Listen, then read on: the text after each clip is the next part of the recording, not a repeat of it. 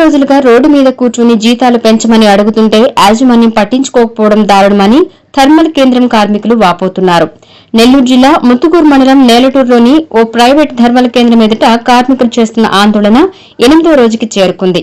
జీతాలను పెంచాలని, సకాలంలో జీతాలు చెల్లించాలని, కార్మికుల ఆందోళన పట్ల యాజమాన్యం స్పందించాలని పెద్ద ఎత్తున నినాదాలు చేశారు.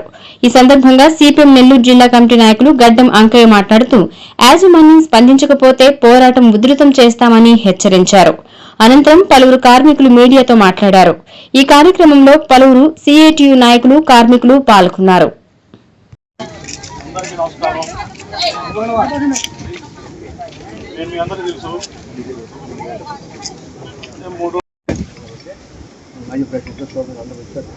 సంతోషమే అనుభవమ్మా మా డిమాండ్కి మా